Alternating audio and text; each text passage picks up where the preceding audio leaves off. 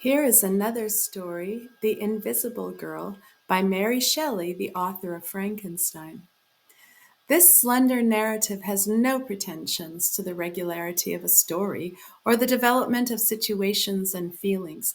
It is but a slight sketch, delivered nearly as it was narrated to me by one of the humblest of the actors concerned. Nor will I spin out a circumstance interesting principally from its singularity and truth, but narrate as concisely as I can how I was surprised on visiting what seemed a ruined tower, crowning a bleak promontory overhanging the sea that flows between Wales and Ireland, to find that though the exterior preserved all the savage rudeness that betokened many a war with the elements, the interior was fitted up somewhat in the guise of a summer house, for it was too small to deserve any other name. It consisted but of the ground floor, which served as an entrance, and one room above, which was reached by a staircase made out of the thickness of the wall. The chamber was floored and carpeted, decorated with elegant furniture, and above all, to attract the attention and excite curiosity, there hung over the chimney piece, for to preserve the apartment from damp. A fireplace had been built, evidently since it had assumed a guise so dissimilar to the object of its construction. A picture simply painted in watercolors, which seemed more than any part of the adornments of the room to be at war with the rudeness of the building, the solitude in which it was placed, and the desolation of the surrounding scenery. This drawing represented a lovely girl in the very prime and bloom of youth. Her dress was simple in the fashion of the day. Remember, reader, I write at the beginning of the 18th century. Her countenance was embellished by a look of mingled innocence and intelligence, to which was added the imprint of serenity of soul and natural cheerfulness. She was reading one of those folio romances which have so long been the delight of the enthusiastic and young. Her mandolin was at her feet, her paroquet perched on a huge mirror near her. The arrangement of furniture and hangings gave token of a luxurious dwelling, and her attire also evidently that of home and privacy, yet bore with it an appearance of ease and girlish ornament, as if she wished to please. Beneath this picture was inscribed in golden letters, "The Invisible Girl." Rambling about a country nearly uninhabited, having lost my way and being overtaken by a shower, I had lighted on this dreary looking tenement, which seemed to rock in the blast and to be hung up there as the very symbol of desolation. I was gazing wistfully and cursing inwardly my stars, which led me to a ruin that could afford no shelter, though the storm began to pelt more seriously than before, when I saw an old woman's head popped out from a kind of loophole, and as suddenly withdrawn. A minute after, a feminine voice called me from within, and penetrating a little brambly maze that screened a door, which I had not before observed, so skillfully had the planter succeeded in concealing art with nature, I found the good dame standing on the threshold and inviting me to take refuge within. "I had just come up from our cot hard by," said she, "to look after the things, as I do every day when the rain came on. Will ye walk up till it is over?" I was about to observe that the cot hard by, at the venture of a few raindrops, was better than a ruined tower, or to ask my kind hostess whether the things were pigeons or crows that she had come to look after, when the matting of the floor and the carpeting of the staircase struck my eye.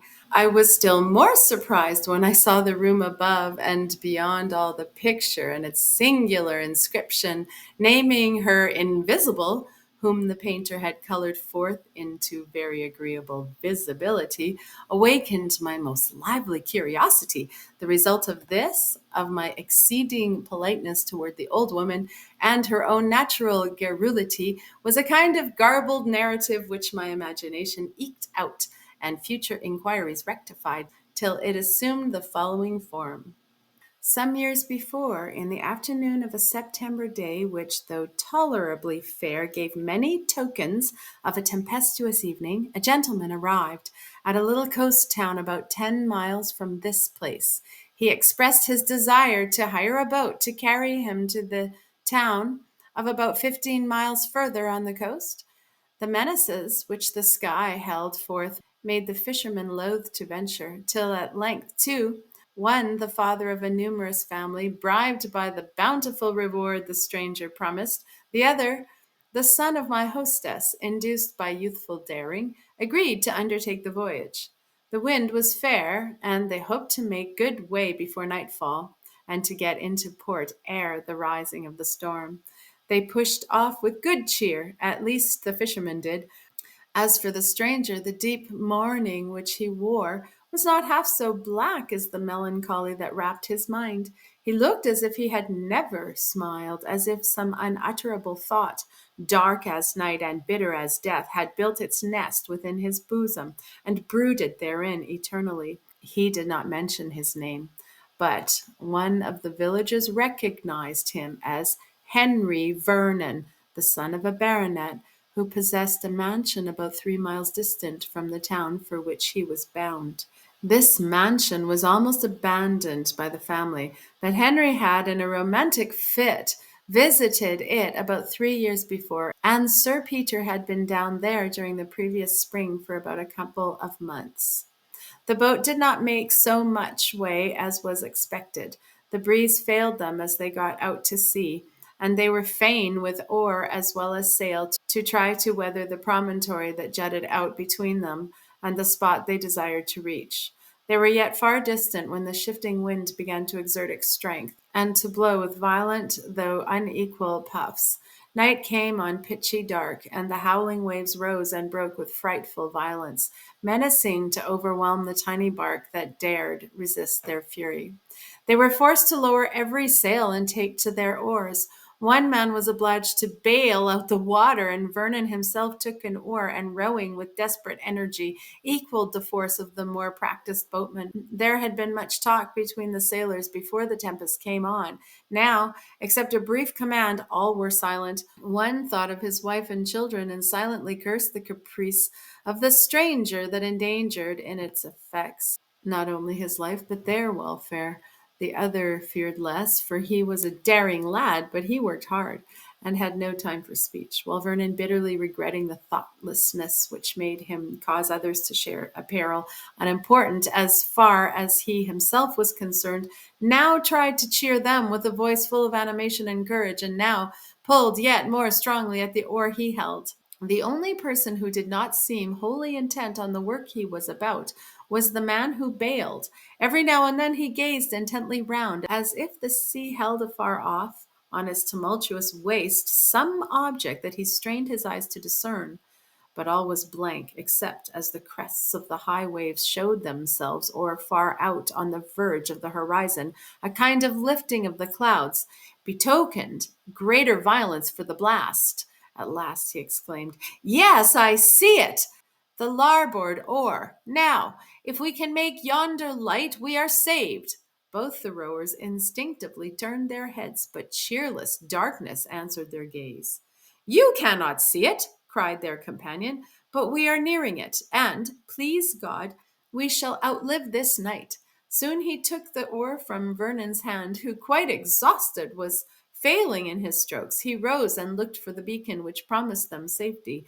It glimmered with so faint a ray that now he said, "I see it," and again, "It is nothing." Still, as they made way, it dawned upon his sight, growing more steady and distinct as it beamed across the lurid waters, which themselves became smoother, so that safety seemed to arise from the bosom of the ocean under the influence of that flickering gleam.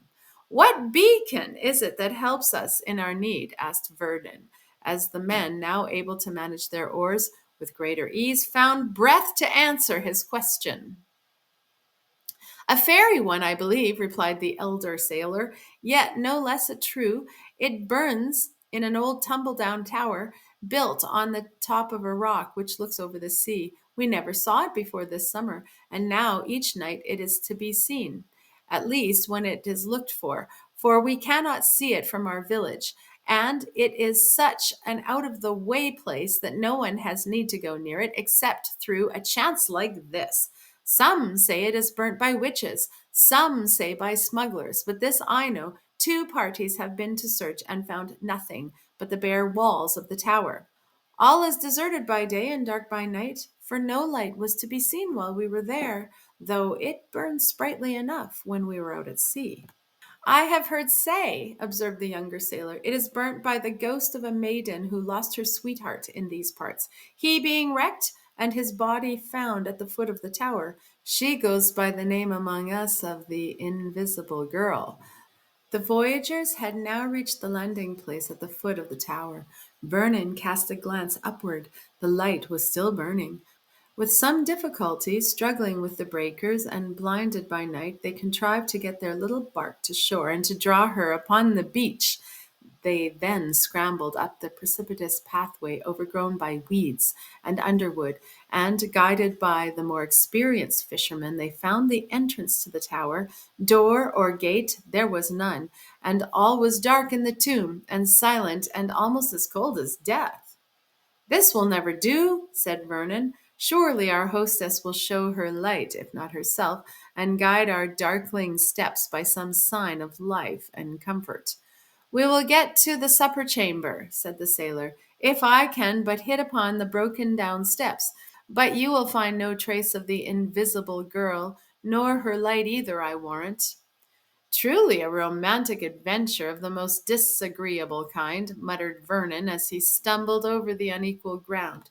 "She of the beacon light must be both ugly and old, or she would not be so peevish and inhospitable." With considerable difficulty and after divers knocks and bruises, the adventurers at length succeeded in reaching the upper story. But all was blank and bare, and they were fain to stretch themselves on the hard floor, when weariness both of mind and body conduced to steep their senses in sleep. Long and sound were the slumbers of the mariners. Vernon but forgot himself for an hour. Then, throwing off drowsiness and finding his rough couch uncongenial to repose, he got up and placed himself at the hole that served for a window. For glass there was none, and there being not even a rough bench, he leaned his back against the embrasure as the only rest he could find. He had forgotten his danger, the mysterious beacon, and its invisible guardian. His thoughts were occupied on the horrors of his own fate and the unspeakable wretchedness that sat like a nightmare on his heart. It would require a good-sized volume to relate the causes which had changed the once happy Vernon into the most woeful mourner that ever clung to the outer trappings of grief, as slight though cherished symbols of the wretchedness within.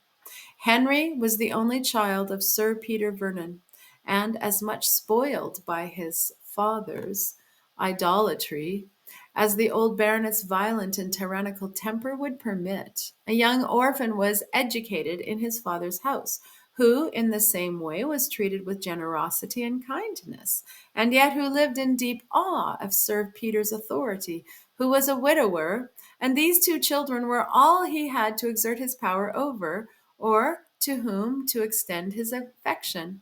Rosina was a cheerful tempered girl, a little timid and careful to avoid displeasing her protector, but so docile, so kind-hearted, and so affectionate that she felt even less than Henry the discordant spirit of his parent. It is a tale often told they were playmates and companions in childhood and lovers in after days. Rosina was frightened to imagine that this secret affection and the vows they pledged might be disapproved of by Sir Peter, but sometimes she consoled herself by thinking that perhaps she was, in reality, her Henry's destined bride, brought up with him under the design of their future union, and Henry, while he felt that this was not the case, resolved to wait only until he was of age to declare and accomplish his wishes in making the sweet Rosina his wife. Meanwhile, he was careful to avoid premature discovery of his intentions, so to secure his beloved girl from persecution and insult.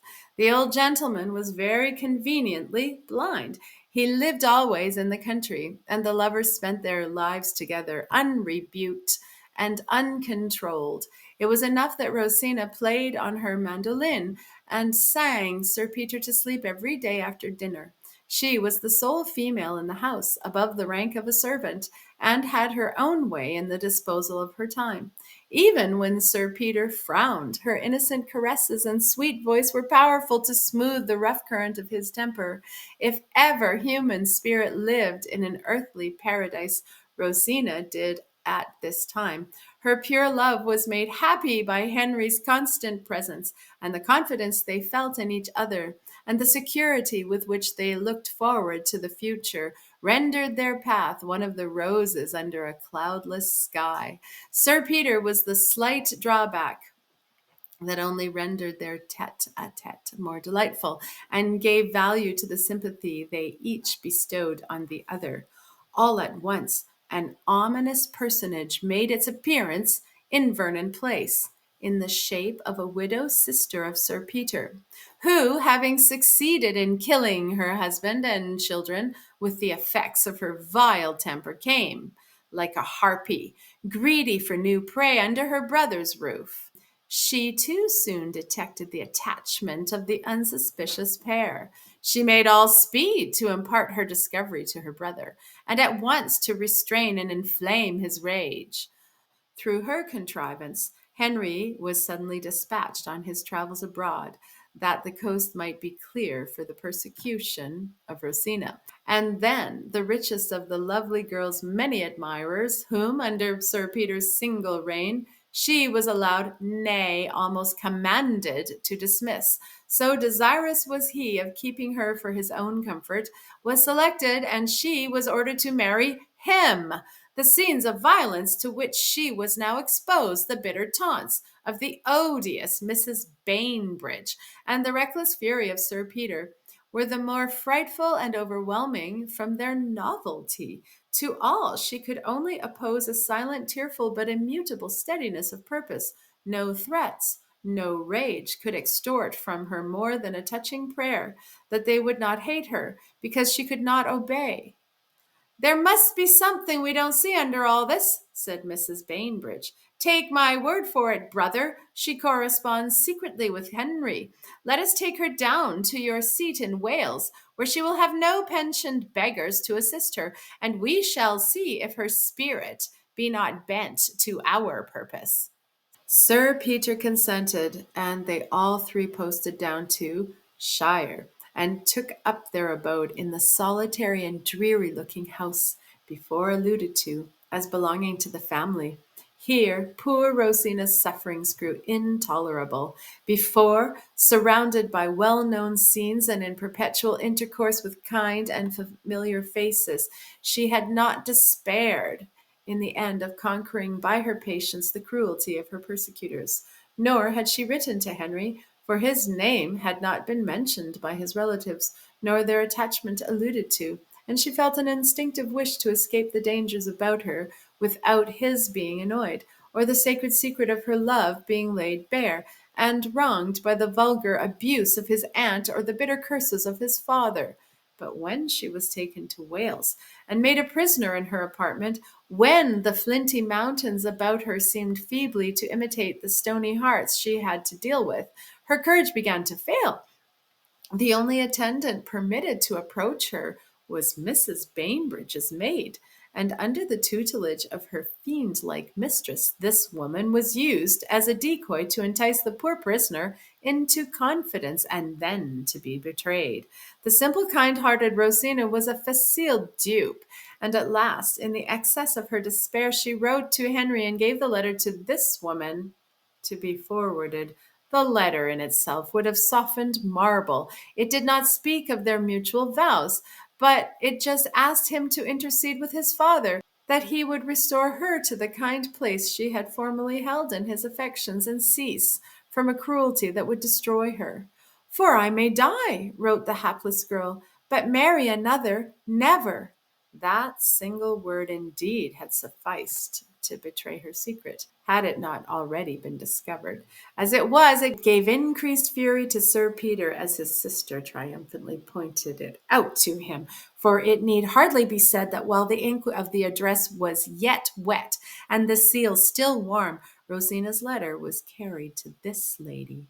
The culprit was summoned before them. What ensued, none could tell. For their own sakes, the cruel pair tried to palliate their part. Voices were high, and the soft murmur of Rosina's tone was lost in the howling of Sir Peter and the snarling of his sister. Out of doors you shall go, roared the old man. Under my roof you shall not spend another night. And the words, infamous seductress, and worse, such as had never met the poor girl's ears before, were caught by listening servants, and to each angry speech of the baronet, Mrs. Bainbridge added an envenomed point, worse than all. More dead than alive, Rosina was at last dismissed. Whether guided by despair, whether she took Sir Peter's threats literally, or whether his sister's orders were more decisive, none knew. But Rosina left the house. A servant saw her cross the park, weeping and wringing her hands as she went.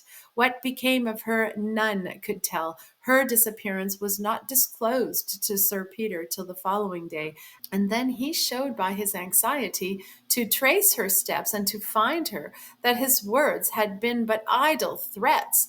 The truth was that though Sir Peter went to frightful lengths to prevent the marriage of the heir of his house with the portionless orphan, the object of his charity, yet in his heart he still loved Rosina, and half his violence to her rose from anger at himself for treating her so ill. Now, remorse began to sting him as messenger after messenger came back without tidings of his victim. He dared not confess his worst fears to himself, and when his inhuman sister, trying to harden her conscience by angry words, cried, "The vile hussy has too surely made away with herself out of revenge to us," an oath the most tremendous, and a look sufficient to make even her tremble, commanded her silence. Her conjecture, however, appeared too true. A dark and rushing stream that flowed at the extremity of the park had doubtless received the lovely form and quenched the life of this unfortunate girl. Sir Peter, when his endeavors to find her proved fruitless, returned to town haunted by the image of his victim, and forced to acknowledge in his own heart that he would willingly lay down his life could he see her again, even though it were as the bride of his son, before whose questioning he quailed like the veriest coward. For when Henry was told of the death of Rosina, he suddenly returned from abroad to ask the cause, to visit her grave, and mourn her loss in the groves and valleys which had been the scenes of their mutual happiness. He made 1,000 inquiries, and an ominous silence alone replied. Growing more earnest and more anxious, at length he drew from servants and dependents and his odious aunt herself the whole dreadful truth. From that moment, despair struck his heart, and misery named him her own. He fled from his father's presence, and the recollection that one whom he ought to revere was guilty of so dark a crime haunted him. As of old, the Eumenides tormented the souls of men given up to their torturings. His only wish was to visit Wales and to learn if any new discovery had been made, and whether it were possible to recover the mortal remains of the lost Rosina, so to satisfy the unquiet longings of his miserable heart. On this expedition was he bound when he made his appearance at the village before named, and now in the deserted tower his thoughts were busy with images of despair and death, and what his beloved one had suffered before her gentle nature had been goaded to such a deed of woe. While immersed in gloomy reverie, to which the monotonous roaring of the sea made fit accompaniment, hours flew on, and Vernon was at last aware that the light of morning was creeping from out its eastern retreat and dawning over the wild ocean, which still broke in furious tumult on the rocky beach. His companions now roused themselves and prepared to depart. The food they had brought with them was damaged by seawater, and their hunger after hard labor and many hours fasting had become ravenous. It was impossible to put to sea in their shattered boat, but there stood a fisher's cot about 2 miles off in the recess of the bay, of which the promontory on which the tower stood formed one side, and to this they hastened to repair. They did not spend a second thought on the light which had saved them, nor its cause, but left the ruin in search of a more hospitable asylum. Vernon cast his eyes round as he quitted it, but no vestige of an inhabitant met his eye, and he began to persuade himself that the beacon had been a creation of fancy merely. Arriving at the cottage in question, which was inhabited by a fisherman and his family, they made an homely breakfast and then prepared to return to the tower to refit their boat and, if possible, bring her round. Vernon accompanied them, together with their host and his son. Several questions were asked concerning the invisible girl and her light, each agreeing that the apparition was novel, and not one being able to give even an explanation of how the name had become affixed to the unknown cause of this singular appearance, though both of the men of the cottage affirmed that once or twice they had seen a female figure in the adjacent wood, and that now and then a stranger girl made her appearance at another cot a mile off, on the other side of the promontory, and brought bread. They suspected both these to be the same, but could not tell. The inhabitants of the cot indeed appeared too stupid even to feel curiosity, and had never made any attempt at discovery. The whole day was spent by the sailors in repairing the boat, and the sound of hammers and the voices of men at work resounded along the coast, mingled with the dashing of the waves. This was no time to explore the ruin for one who, whether human or supernatural, so evidently withdrew herself from intercourse with every living being. Vernon, however, went over the tower and searched every nook in vain. The dingy, bare walls broke no token of serving as a shelter, and even the little recess in the wall of the staircase, which he had not before observed, was equally empty and desolate. Quitting the tower, he wandered in the pine wood that surrounded it, and giving up all thought of solving the mystery, was soon engrossed by thoughts that touched his heart more nearly, when suddenly there appeared on the ground at his feet the vision of a slipper. Since Cinderella, so tiny a slipper had never been seen. As plain as she could speak, it told a tale of elegance, loveliness, and youth. Vernon picked it up. He had often admired Rosina's singularly small foot, and his first thought was a question whether this little slipper would have fitted it. It was very strange. It must belong to the invisible girl. Then there was a fairy form that kindled that light, a form of such material substance that its foot needed to be shod, and yet how shod? With kid so fine, and of shape so exquisite, that it exactly resembled such as Rosina wore. Again, the recurrence of the image of the beloved dead came forcibly across him with 1,000 home-felt associations, childish yet sweet, and lover-like though trifling, so filled Vernon's heart that he threw himself at length on the ground and wept more bitterly than ever the miserable fate of the sweet orphan. In the evening, the men quitted their work, and Vernon returned with them to the cot where they were to sleep, intending to pursue their voyage, weather permitting, the following morning. Vernon said nothing of his slipper, but returned with his rough associates. Often he looked back, but the tower rose darkly over the dim waves, and no light appeared. Preparations had been made in the cot for their accommodation, and the only bed in it was offered Vernon. But he refused to deprive his hostess, and spreading his cloak on a heap of dry leaves, endeavored to give himself up to repose. He slept for some hours, and when he awoke, all was still, save that the hard breathing of the sleepers in the same room with him interrupted the silence. He rose, and going to the window, looked out over the now placid sea toward the mystic tower, the light burning there, sending its slender rays across the waves. Congratulating himself on a circumstance he had not anticipated, Vernon softly left the cottage, and wrapping his cloak round him, walked with a swift pace round the bay towards the tower.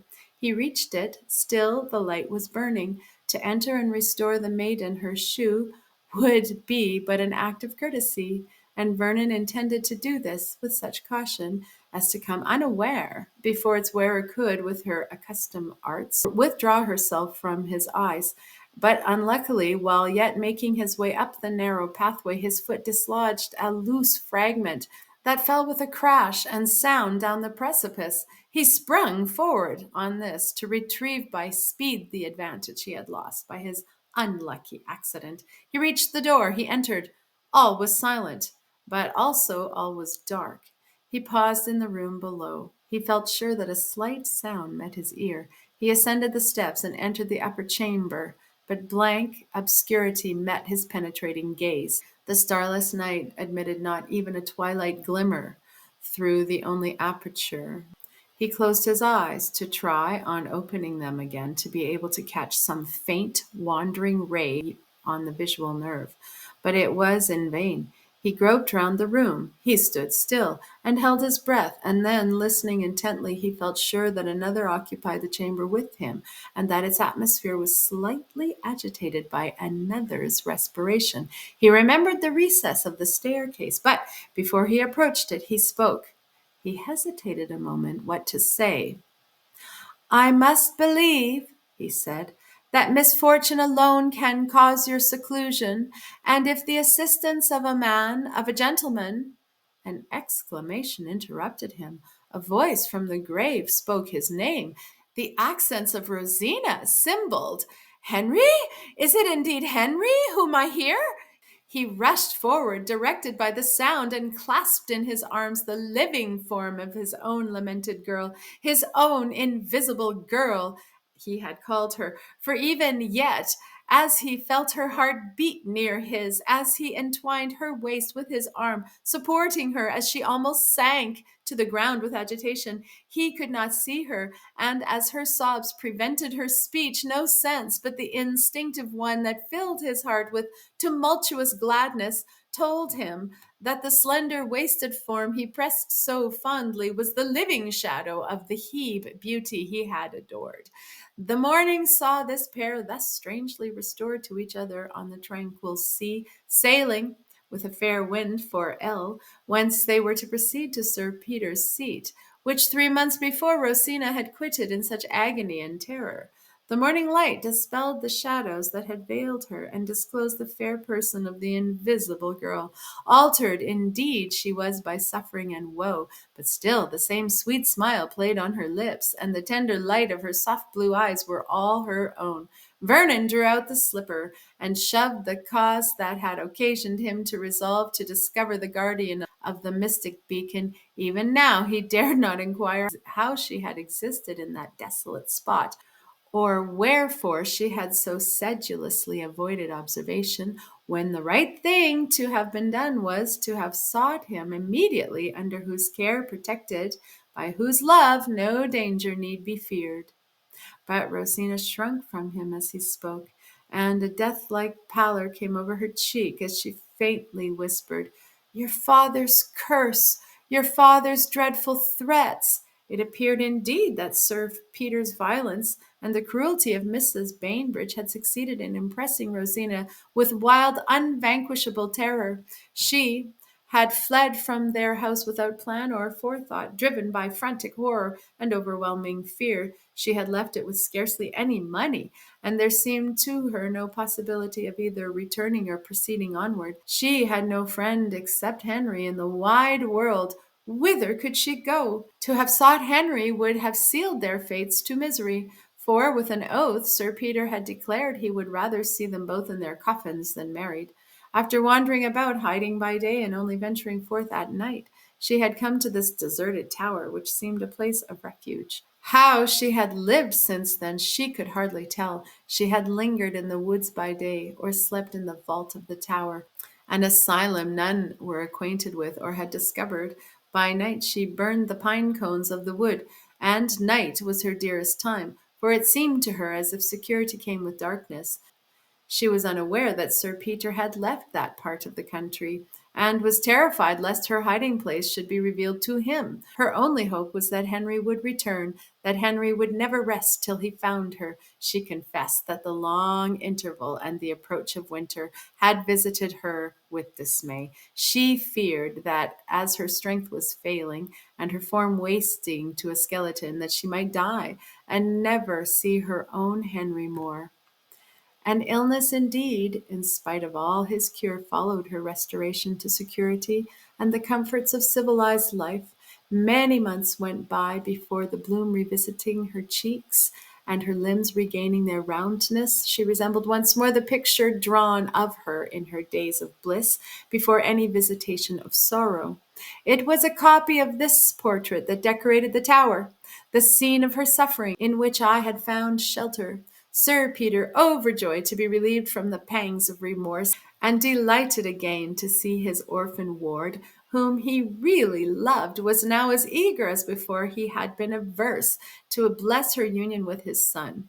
Mrs. Bainbridge they never saw again, but each year they spent a few months in their Welsh mansion, the scene of their early wedded happiness, and the spot where again poor Rosina had awoke to life and joy after her cruel persecutions. Henry's fond care had fitted up the tower and decorated it, as I saw, and often did he come over with his invisible girl to renew in the very scene of its occurrence the remembrance of all the incidents which had led to their meeting again during the shades of night in that sequestered ruin. The end.